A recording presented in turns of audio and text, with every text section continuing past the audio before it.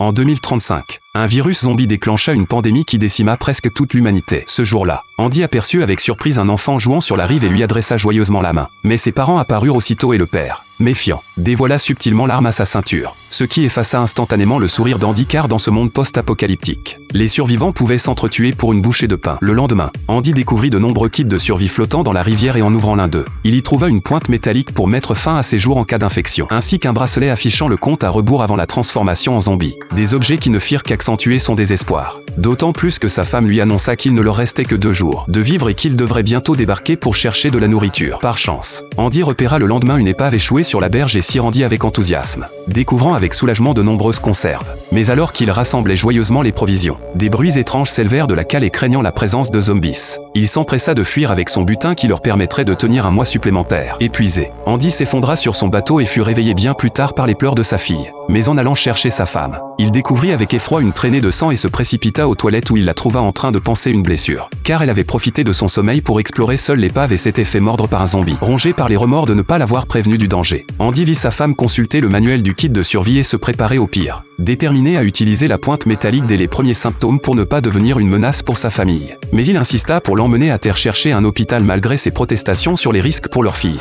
Et après une violente dispute, ils décidèrent de tenter ce mince espoir de guérison. Ils abandonnèrent leur petit bateau salvateur et eurent la chance de ne croiser aucun zombie à terre, trouvant rapidement une voiture pour rejoindre la ville la plus proche, profitant du fait que les zombies craignaient la lumière et s'enfouissaient la tête dans le sol comme des autruches durant le jour, rendant les déplacements relativement sûrs tant qu'on ne les dérangeait pas. Quand sa femme se réveilla après un long sommeil et souleva la couverture sur ses jambes, elle découvrit que l'infection s'était dramatiquement aggravée et que la transformation avait commencé. Alors dans un élan de désespoir, elle ouvrit brusquement la portière pour sauter du véhicule en marche, mais Andy la retint de justesse. Et à peine la voiture arrêtée, elle s'élança dans le désert pour ne plus être un fardeau, laissant Andy face à l'unique chose qu'il pouvait encore faire pour elle, mettre fin à ses souffrances de ses propres mains.